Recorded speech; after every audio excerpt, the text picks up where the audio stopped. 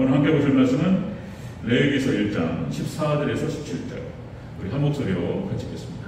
시작. 만일 여호와께 드리는 예물이 새 번제이면 산비둘기나 집비둘기 새끼로 예물을 드릴 것이요 제사장은 그것을 제단으로 가져다가 그것의 머리를 비틀어 끊고 제단 위에 불사르고 피는 제단 곁에 흘릴 것이며 그것의 모이 주머니와 그 더러운 것은 제거하여 제단 동쪽 재 버리는 곳에 던지고 또 그 날개 자리에서 그 몸을 찢되 아주 찢지 말고 제사장이 그것을 제단 위의 불 위에 있는 나무 위에서 불살라 번제를 드릴지니 이는 화제라 여호와께 향기로운 냄새니라. 아멘. 네, 인사합니다. 오직 예수님, 네, 예수님의 은혜와 평강이 넘치시기를 축원합니다.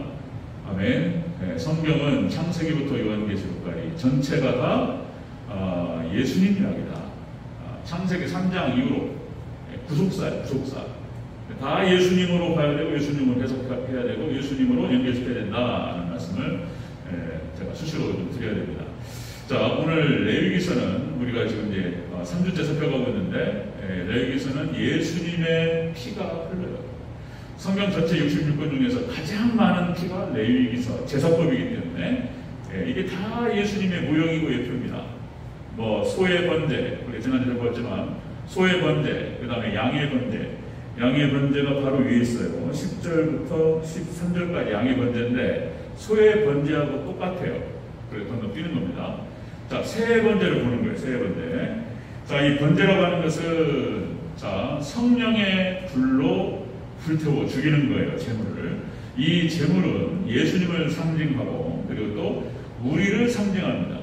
예수님을 따라서 우리도 함께 제물로 하나님께 드려져야 될 줄로 믿습니다. 그걸 얘기하는 거예요. 우리가 죽어야 돼요. 그러니까 이제 다시요. 로마서 전체가 믿음장이란 말이에요.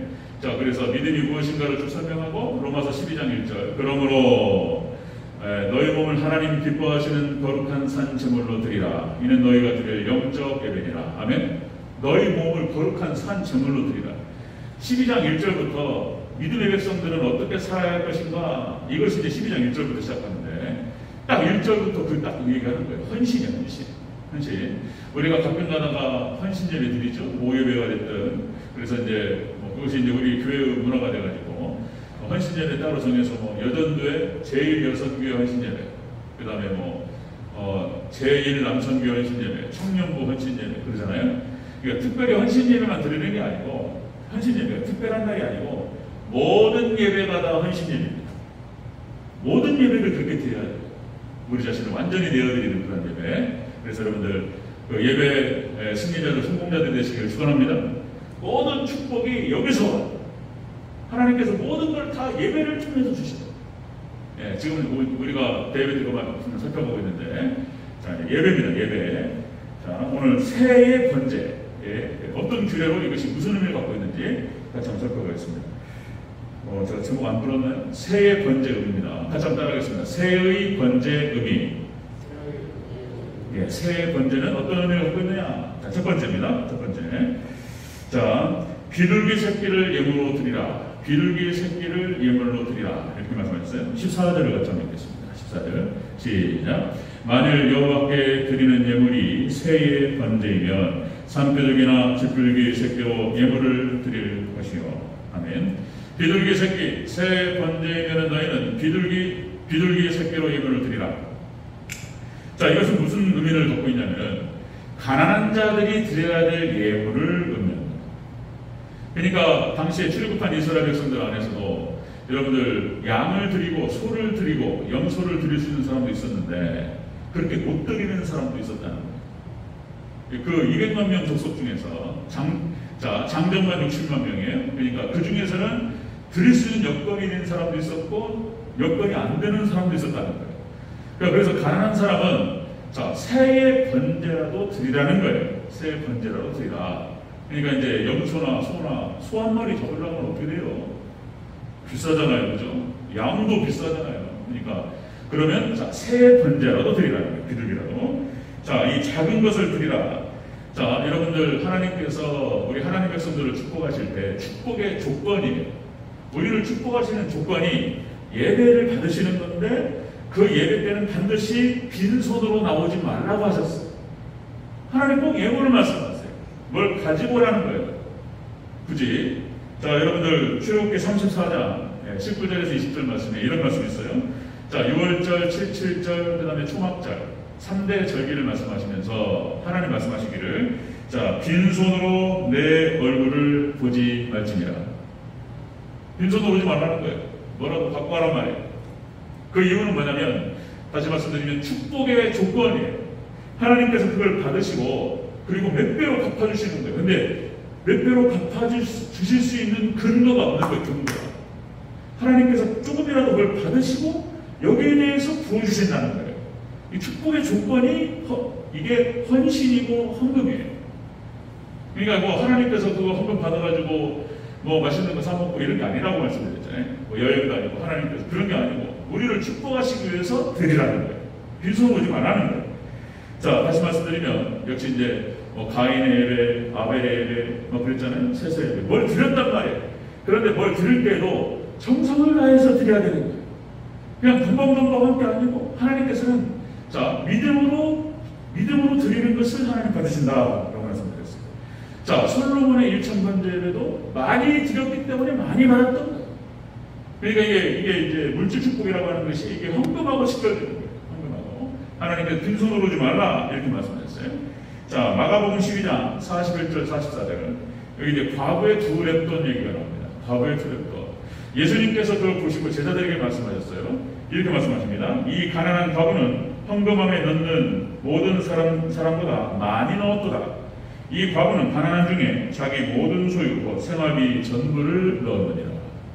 예수님께서 그 가난한 과부의 두 랩돈, 얼마 안 되는 그 돈을 예수님께서 보시고 그걸 축복하셨어요.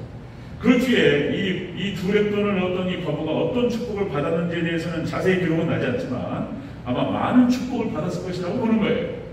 자, 왜 그러냐면 하나님께서 적은 것을 받으시고 많은 축복을 주셔요.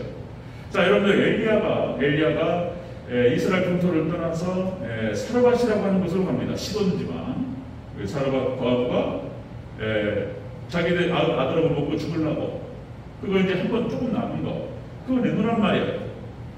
참 어떻게 보면 이해가 안 돼요. 근데 그걸 가지고 이 과부가 엘리야를 숨겼단 말이에요. 그랬더니 하나님께서 그 밀가루통, 그 식량통과 기름이 마르지 않도록 하나님께서 하셨다는 거예요. 작은 것 받으시고 주시는 거예요. 5병이어의 기적, 7병이어의 기적도 다 마찬가지입니다. 보리떡 5개, 물고기 2마리. 그러니까 그냥 맨 땅에다 안 하시고 작은 것 받으시고 거기에 어마어마한 기적과 축복을 함께 하시고 그러면 그냥 5,000명이 먹고도 12왕절이 남는 거예요. 오늘날도 똑같은 역사가 일어납니다. 우리가 작은 것을 정성을 다해서 드리면 그건 하나님 받으시고 축복가 될 줄로 믿습니다. 빈손으로 오지 말라는 거예요. 축복의 조건이에요. 그것이. 자, 세의 번째 의미는 바로 그것이다. 가난한 자가 드리는 예물을 말하는 거예요. 가난한 자. 자, 두 번째 보겠습니다. 두 번째. 세 번째 의미. 두 번째는 자, 버릴 것은 버리고 태울 것은 태우라. 이렇게 말씀하셔요. 자, 15절 16절 같이 보겠습니다. 15절 시작. 제사장은 그것을 제단으로 가져다가 그것에 머리를 비틀어 끊고 제단 위에서 불사르고 피는 제단 곁에 흘릴 것이며 그것의 모이 주머니와 그 더러운 것은 제거하여 제단 동쪽 재 버리는 곳에 던지고. 아멘. 자, 새를 받으셔가지고 새 대가리를 아따 말이 이게 이제 잔이에요. 닭 잡아보셨나요? 예전에 제가 닭 잡는 거 보고 깜짝 놀라가지고 저희 아버지가 닭을 잡는데 모가지를 비트는데 몇 바퀴를 돌렸는데 이를 들어가가지고 돌아가냐. 그래가지고 저는 그런 거 못해요. 저는 그런 거 못해요. 이거 생선도 못해. 생선. 혹시나 우리도 감사한데 생선을 주시려면은 이게 정량으로 주시면 좋겠어요. 예전에 누가 한 분이 주셔가지고 제가 그렇게 하더라고요. 그래서 우리 시작은 못해. 머리 자르고 니가 해가지고 뭐 해야 되잖아요. 그러니까 하여튼 그런 거 잘하는 사람 있어요. 제가 예전에 시골에 있을 때 우리 옆에 그 장로님이 와, 그 뭡니까 저기 그 뭐죠? 산에서 막 그 노루 비슷한 거 있어요. 뭐라고 그러죠? 돌에 팍 튀어나와요. 이거 까먹었네. 네? 고라니 맞나요?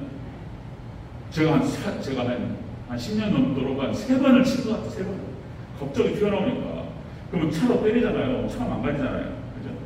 그러니까 그거 놓고 그냥 가는 거예요. 그런데 고라니가 있으면 그거 집어 가는 사람이 있습니다. 우리 자꾸 그 옆에 장로님 말씀하시는데 고라니 잡아가지고 그거 저기 길거리 있는 거 보면은 수소문 나는 거예요. 그래가지고 목을 잘라가지고 팔딱 잘라서 껍질을 벗겨가지고 제가 깜짝 놀래가지고 우리는 못해. 하여튼 근데 그러니까 이 새를 잡아요. 모가지를 비틀어가지고 그죠? 뭐라고 여기서 지금 머리를 비틀어 끊어버려요. 그리고 피는 재단에 흘리고 자 모유주머니 그러니까 이제 똥집 같은 거 있죠. 더러운 것들은 다 제거해가지고 저기 재단 동쪽 재버리는 곳에 버리고 그러니까 분리하라는 거예요. 구별하라는 거예요. 그래서 어떤 것은 버릴 것은 버리고 그리고 태울 것은 태우라는 거예요. 이렇게 해서 하나님께 드리라는 거예요. 자 이것은 무엇을 의미하냐면 구별된 것을 말하는 것입니다. 우리 자신을 드릴 때 하나님께 구별하여 드리라 이런 의미를 갖고 있어요. 구분해가지고 하나님께 드리라. 자 버릴 건 버리고 태울 건 태우라 이렇게 말씀하셔요. 자 예를 들어서 우리 시편 1편에 나타나는 복 있는 사람은 악인들의 길을 따르지 아니하고 죄인들의 길에 서지 아니하고 오만한 자들의 자리에 앉지 아니한다. 그리고 오직 여호와의 법을 즐거워해 그 주야로 묵상하는 자로다. 아멘. 이게 복 있는 사람. 하나님 말씀을 즐거워해 주야로 묵상하고 그러니까 악인의 길을 따르는 것, 그 다음에 죄인의 길에 서는 것, 오만한 자가 자리에 앉는 것을 태워버려야 돼. 버려야 되는 거예요. 이것들 이런 걸 말하는 거예요. 우리 안에 있는 죄들과 그리고 육신의 정욕과 아직도 우리가 버리지 못하는 여러 가지 죄악된 습관과 하나님 보실 때 바람직하지 않은 것들 우리 안에 있는 것들은 버려야 된다는 거예요. 그걸 의미하는 거예요. 태워버려야 된다는 거예요. 말도 무섭게 해요. 정확하게 들어요. 여러분들 성령의 불로 다 태워버려야 될 줄로 믿습니다. 모든 죄와 육신의 잘못된 모든 것들 우리 잘못된 승질머리 잘못된 것들 정말 성령의 불로 싹 불태워지는 놀라운 은혜 역사가 있기를 주 여러분으로 축원합니다. 그걸 말하는 거예요. 버릴 건 버리고 태울 건 태우라. 자, 레위기서 22장 19절 제가 그때 말씀드렸듯이 기쁘게 받으심이 되도록 소나 양이나 염소의 흠없는 것으로 드렸더니 너희가 기쁘게 받으심이 되도록 흠없는 것으로 드리라 이렇게 말씀하신 거예요. 우리는 드려야 되는 거예요. 이렇게 흠없는 거 구분해가지고 따로 구별해서 하나님께 드려야 된다. 자, 드려야 된다. 그러니까 아벨이 잘 드렸기 때문에 아벨과 그의 제물을 받으시고 가인의 것은 안 받으셨다 이런 표현이에요. 이게 아벨도 받으시고 아벨을 받으셨기 때문에 그의 제물도 받으셨다 그런 말씀 드렸죠. 그러니까 우리가 예물을 드릴 때 하나님께 받으시면 우리를 먼저 받으시고 그다음에 우리 마음을 받으시고 우리 제물을 받으신다 그런 것입니다. 우리 찬양 있죠. 나의 생명 들으니 주여 받아주소서. 우리의 생명을 드린다. 하나님께서 가장 소중한 건 우리 자신을 받으신다. 아브라함이 독자 아들을 드렸어요. 생명을 드렸어요. 하나님 받으셨어요. 자, 야곱도 마찬가지예요. 야곱도 베냐민을 드렸어요. 이 애국으로 이주할 때 하나님께서 의탁하는 거예요. 하나님, 나의 아들 베냐민을 하나님 손에 맡겨드리고 그리고 내 아들을 잃으면 이루리로가 이렇게 하면서 애국으로 떠났던 거예요. 그랬더니 세상에 베냐민도 안 죽고 죽었던 요셉도 주시고 할렐루야. 그러니까 야곱의 입장에는 그런 거예요. 요셉은 죽은 줄 알았단 말이에요. 요셉은 완전 잃어버린 줄 알았어요. 하나님께 베냐민을 드렸더니 죽었던 요셉도 돌아왔어요. 할렐루야. 이런 역사가 벌어진단 말이에요. 하나님께 드리면 다니엘과 새 친구 똑같은 거예요. 완전히 자신의 인생과 자신의 모든 운명을 하나님께 맡기고 드려버려요. 하나님께서 그걸 받으시고 하나님께 몇 배로 갚아주시는 거예요. 우리 가장 소중한 거 하나님께 드리면 하나님 받으시고 갚아주시는 줄 믿습니다. 아멘. 그거는 어마어마하게 갚아주셔요. 자, 그 전에 우리 건축위원회에 모여가지고 서문제일교회 목사님하고 김정태 선교사님이라는 분이 같이 오셨어요. 잠깐 만나서 얘기도 하고 이런저런 얘기하고 간증이 나와요. 무슨 얘기냐면 그 김정태 선교사님이라는 분이 부산에서 어떤 큰 병원이에요. 병원. 그 병원에서 노조위원장만 20년 넘게 하셨다는 거예요. 그래서 이제 50대 때 그렇게 활동하시고 50대 중반후가 갑자기 병에 걸렸는데 난 그런 병도 처음이에요. 내장이 썩는 병이래요. 그게 있어요? 원인도 모른다는 거예요. 뭐가 피가 안 통했는지, 그죠? 피가 안 통하니까 산소가 안 들어가니까 이게 이제 살이 썩잖아요. 내장이 썩어 들어가는 병이라는 거예요. 원인을 알 수가 없대요. 그래가지고 이분이 이제 그때 하나님께 하나님 살려달라고 매달리면서 하나님 살려만 주시면 남은 여생을 하나님께 바치겠나이다. 이렇게 서원을 한 거예요. 그리고는 병을 가지고 중국 선교사로 떠났다는 거예요. 그런데 중국 선교사로 떠나서 거기서 선교 활동을 하는 과정에서 나서버렸어요. 그게 간증을 하시더라고요. 그래서 지금은 75세인가 76세인가 돼요. 좀 깜짝 놀랐어요. 그렇게 나이가 안 들어 보여요. 한 60대 후반으로 보이는데 75세, 6세. 하나님께서 건강을 허락하셔서 지금까지 잘 선교하고 잘 지내신다는 거예요. 아멘? 하나님 우리가 완전히 하나님께 바치면 하나님 받으시고 축복하실 줄 믿습니다. 그런 거예요. 자, 세 번째는 바로 그런 의미를 가지고 있다. 세 번째는 가난한 자들이 드리는 예물을 말하는 것이고 작은 것이라도 바치라 이런 뜻이에요. 축복하시겠다는 거예요. 그리고 또 두 번째로 구별해서 드리라는 거예요. 구별해서 자신을 그런 뜻을 갖고 있습니다. 세 번째 보면요. 세 번째. 자, 세 번째 보면은 태워버리라는 거예요. 태워드리라. 17절 같이 읽겠습니다. 17절. 시작. 또 그 날개 자리에서 그 몸을 찢되 아주 찢지 말고 제사장이 그것을 제단 위에 불 위에 있는 나무 위에서 불살라 번제를 드릴지니 이는 화제라 여호와께 향기로운 냄새니라. 아멘. 불태워드리라. 이거는 앞에 소의 번제와 그리고 양의 번제하고 개념이 똑같은 개념입니다. 성령의 불로 우리 자신을 태워버리라. 자, 우리 자신을 드릴 때 그냥 드릴 수 있는 게 아니에요. 우리 성령님께서 도와주셔야 될 줄로 믿습니다. 아멘. 아브라함이 이게 제정신으로 하는 게 아니에요. 아브라함이 자식 국자 이삭을 드릴 때, 그리고 또 뭡니까? 뭐 또 다니엘과 세 친구가 자신을 온전히 드릴 때 자기가 하는 게 아니에요. 하나님 도와주셔야 돼요. 믿습니까? 성령님 도와주셔야 돼요. 그러니까 신약 성경에 내려와서 그 사도들이 온전히 자신을 내어드리고 목숨 자기를 죽일 수 있는 사람들 앞에서 사내들인 공회 앞에서 당당하게 얘기하는 거 보세요. 내가 지금 하나님 앞에서 당신들 얘기를 듣는 게 옳은가 하나님 말씀을 듣는 거 옳은가 당신 판단하라. 그 사람들이 예수님 죽였던 사람들이에요. 방법은 다양해요. 이제 종교재판 들어가가지고 로마 군병 빌라도하고 결탁해가지고 그냥 보낼 수 있어요. 근데 세상에 그 앞에서 막 얘기해보려 그냥. 그 정도의 담대함과 이런 용기가 어디서 나오냐 말이에요. 성령님께서 기름 부으실 때 나올 줄로 믿습니다. 성령이 불태워 죽여버리는 거예요. 자기를 태우는 거예요. 다시 말씀드리면 자기의 죄성과 자기의 육신의 정욕과 자기의 교만과 자기의 세상성과 여전히 버리지 못하는 여러 가지 자기의 습성과 이걸 버려야 된다는 거죠. 여러분, 세례라고 하는 것이 그런 의미를 가지고 있어요. 그래서 세례가 이게 참 굉장한 의미예요. 이제 이스라엘 백성들이 출애굽을 해서 홍해를 걷는 것을 사도 바울은 세례라고 비유했어요. 세례라고 표현합니다. 이 세례는 의미가 씻는다는 뜻이에요. 씻은, 그 다음에 인을 친다는 거예요. 인을 친다. 하나님 백성이라고 이렇게 도장 꽝 씻는 거예요. 이 세례가.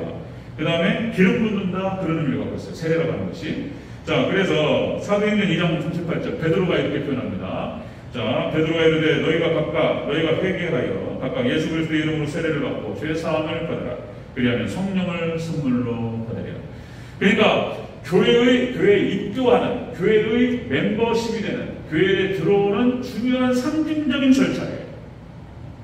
세례는 잘 보고 하는 거예요. 그 사람의 자세나 믿음을 쭉 보고 교회에서 이렇게 세례를 하는 것이죠. 자, 그래서 다시 말씀드리면 로마서 6장 3절에서 5절 말씀에서 그리스도와의 연합을 상징하는 것이 세례. 죽는 거예요, 죽는 거. 이 사람이 완전히 물에 들어가서 죽고, 그래서 그건 맞아요. 침례가 맞아요, 침례가. 우리 지금 장로교에서는 약식으로 해가지고 이렇게 교회, 온 교인들이 보는 앞에서 고백하고, 선서하고, 그리고 상징적으로 약식으로 해서 제가 물을 떠서 성부와 성자와 성령의 이름으로 내가 세례를 주노라. 이렇게 해요. 이렇게 하면서 이제 하나님 앞에서 그리고 교회 앞에서 세례를 받고 그리고 정식 교회 멤버로 들어오게 되는 것을 말하는 것이죠. 자, 이게 죽어야 되는 거예요.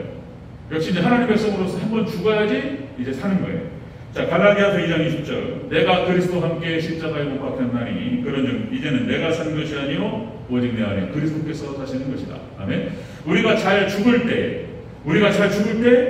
우리 안에서 예수님께서 사실 줄로 믿습니다. 그거예요. 이게 죽어야 되는 거예요. 성령에 의해서 죽어야 되는 거예요.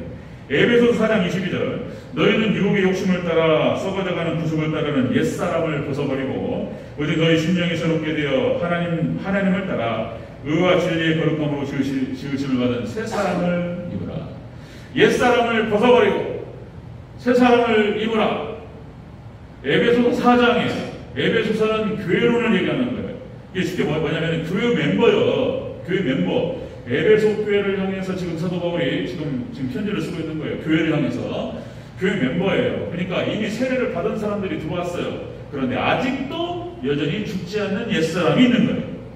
우리가 지금 다 겪고 있는 거예요. 우리가 지금 교회를 10년 다니고 20년 다니고 다 세례받고 30년 40년 다녔는데 안 죽는단 말이에요. 안 죽어요. 그죠? 승질 나면 바로 나오잖아요. 그죠? 화가 나면 예전에 우리 부흥 강사님 그런 표 쓰던데 이게 마치 이게 설거지 한 그 찌꺼기를 가라앉는 확 휘저으면은 확 넘어가게. 그죠? 이게 안 죽어요. 잘. 여러분들 잘 죽어야 될 줄로 믿습니다. 아멘. 옛사람을 벗어야 된다는 거예요. 새 사람을 입으라는 거예요. 자, 그것이 성화의 과정을 말하는 거예요. 성화의 과정. 자, 그래서 이것도 똑같습니다. 여러분 구원이 이미 예수님을 영접하는 순간 구원이 이미 이루어졌어요. 그러나 그것은 아직 완성되지 않았다는 거예요. 영어식 표현으로 already not yet. 그러니까 이미와 아직 사이에 있다는 거예요. 우리가 마찬가지예요. 우리 성화 과정도 그러니까 이미 신분상으로는 하나님의 시민이고 하나님 백성이고 하나님의 자녀예요. 신분상으로는 새 사람이에요. 그런데 아직 안 죽었어요. 아직 완성이 안 된 거예요. 여러분 그것은 완전 성화는 예수님께서 재림하시고 이루어질 줄 믿습니다. 아멘. 완전 성화는 초막절이 이루어져요. 대속죄를 나팔절 대속죄 그다음에 초막절로 들어가죠. 그래서 대속죄일 때 나팔절 따따따따 예수님 재림하시고 그리고 대속죄로 해서 하나님께 역사하시고 그리고 초막절로 들어가는 거 수장절 천년왕국으로 들어가는 거예요. 그때 이루어지는 거예요. 자, 그렇습니다. 자, 정리하겠습니다. 새 번제는 무엇을 의미하느냐? 이거 다 예수님을 선정하는 것인데, 자, 가난한 자들도 예물을 드리라는 거예요. 네, 가난한 자. 그래서 빈손으로 오지 말라는 거예요. 왜냐하면 그것이 축복의 조건이기 때문에. 작은 것이라도 드리면 하나님께서 인정하시고 복을 주시겠다는 거예요. 작은 것을 드리라는. 두 번째, 구별해서 드리라는 거예요. 자신을 잘 드리고, 구분해서 잘 드리고, 세 번째, 그래서 이 드릴 때에는 우리 자신을 온전히 하나님께 드릴 때는 성령의 능력 가운데 불태워서 드리라는 거예요. 자, 이런 겁니다. 그래서 이것이 바로 이스라엘 백성들이 구원받고 축복을 받을 수 있었던 비결이었다. 이스라엘 백성들이. 여러분들 똑같습니다. 우리가 하나님께 잘 드릴 때 하나님께서 그걸 받으시고 놀라운 축복으로 갚아주실 줄로 믿습니다.